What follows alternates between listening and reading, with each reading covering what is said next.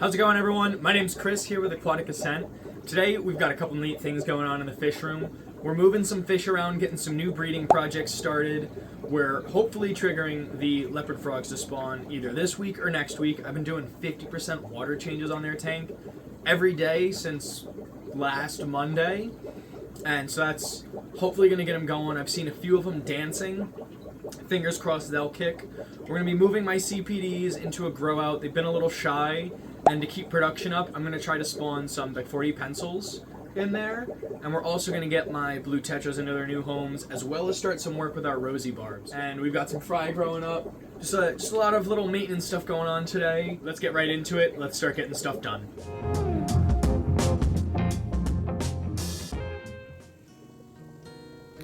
In a lot of my reading about L-number plecos, a lot of consistent water changes so that the water is really clean has been crucial to getting them to breed and triggering them. So here we're just refilling and doing a 50% water change on my Pleco tank. Moving on to the CPDs, they are great fish. You can see them back there doing their little thing, but they haven't been spawning for me really. If you look in my egg catcher, after I reset it and moved my fry to grow out, I really haven't gotten any eggs, and I think I'm going to put this project on pause for a little bit while the babies grow out to hopefully have a larger group and make them feel more comfortable and willing to spawn. So what I'm going to do to make up with that time, I'm going to move the adults over to here into my tank with the growing up babies. You can see some of them pretty small, but they're getting big. You can see the baby brine and my havrosis. So as I do that, I'm going to be breaking down this automatic egg catcher, and from there, take that box out, pull everything out, give it a good wipe down, scoop out all my CPDs, get them moved over to their new tank, and that'll leave this tank open and empty to move my pencilfish in later in this video, and I'm going to show you how I'm setting that tank up for them to spawn. It's going to be relatively similar to the CPDs because they're also egg scatterers, but I'm really hoping they'll get going well and we'll be able to kind of take over that tank. Netting these guys out was a little bit of a pain. If I was to redo this rack, I would definitely give myself some more space above these tanks so that I can more easily maneuver a net in there. But as I got them all out, I put them into their new home. As they got settled in over the next day or so, I made sure I would get back to cleaning this tank, wipe down all the sides, suck out all the extra gunk, try to clean up the sand as much as I could, and do almost 100% water change, just so that the pencils coming in here get the freshest water I can really give them. I will say this hook that I DIY'd has been one of the best things I've ever made to fill up these tanks easily. But I add in all my wood, I add my botanicals back in, and then I need to reset up my egg catcher. I put it right back in the same spot, added the moss on top, and connected my airline, and it's just going to be pulling, getting ready, and fingers crossed, getting eggs and collecting them for me without me having to constantly pull them out and check daily as long as they spawn over this moss. So this is an experiment. Let's see how it works out.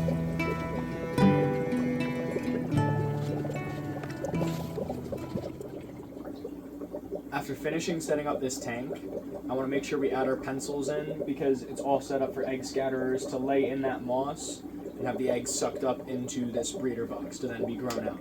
So let's go grab our pencilfish.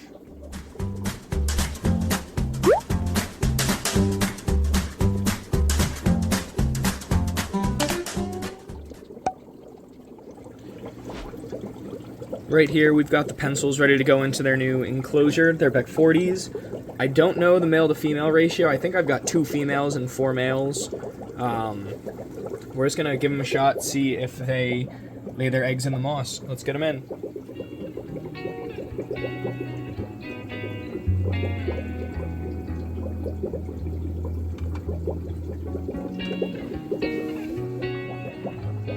After adding our pencilfish in, we're just going to let them settle in and do their thing for a while.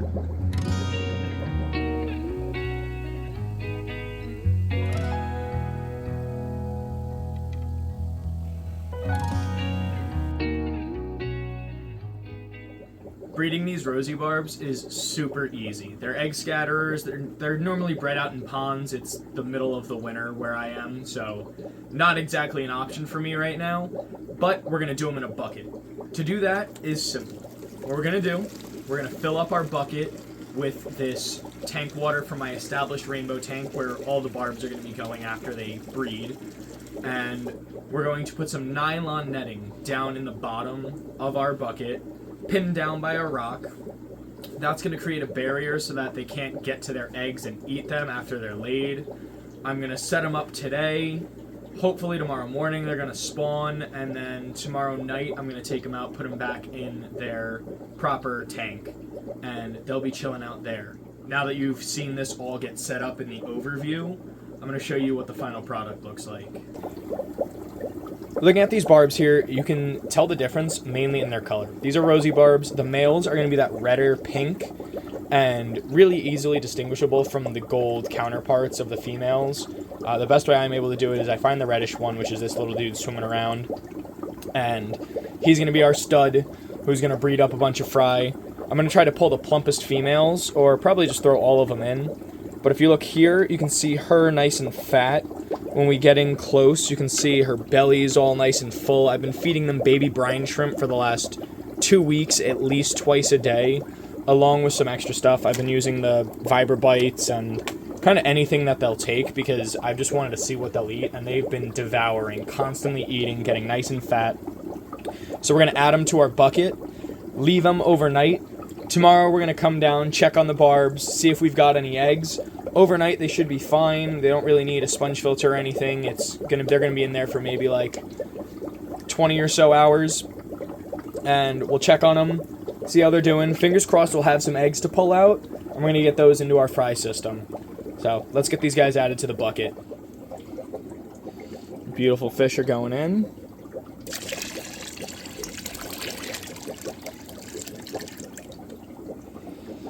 So they're going to hang out in here for the day. I am going to throw a lid on to keep it a little darker. They are known to potentially be jumpers, so I want to make sure we don't end up losing any fish. So just got this lid. I'm not putting it on airtight, just going to sit it on the top. And there we have it. Our barbs are set up. We'll see you back in the morning. Tomorrow.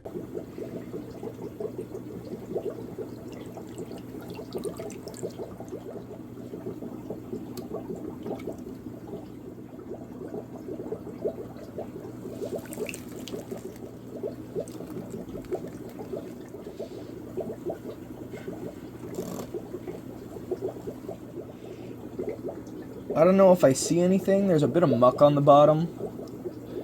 We might have to go through, siphon a lot of that out. I think what I'm going to do is siphon this into a clear bucket so I can really see if there's anything in here. Looking at this a little closer, all I can really see, we see some detritus worms swimming around. These guys, I'm surprised these didn't become snacks for the barbs.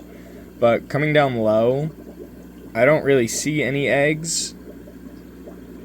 So it might... I don't think it worked.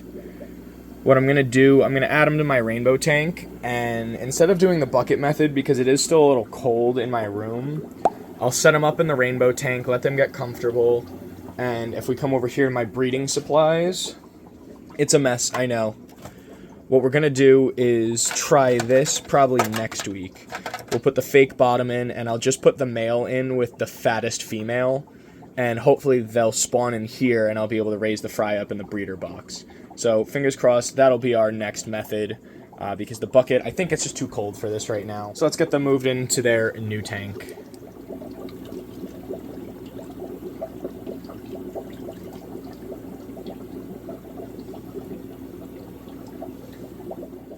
Last thing I wanted to do in this video is give you a little sneak peek of some of the projects I'm going to be working on in the upcoming months.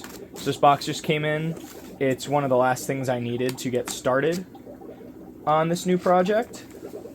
And I think you guys will be kind of excited about it, especially because it's new species we're going to be breeding, new things we're going to be trying out, and hopefully I'll be able to teach you a thing or two about them.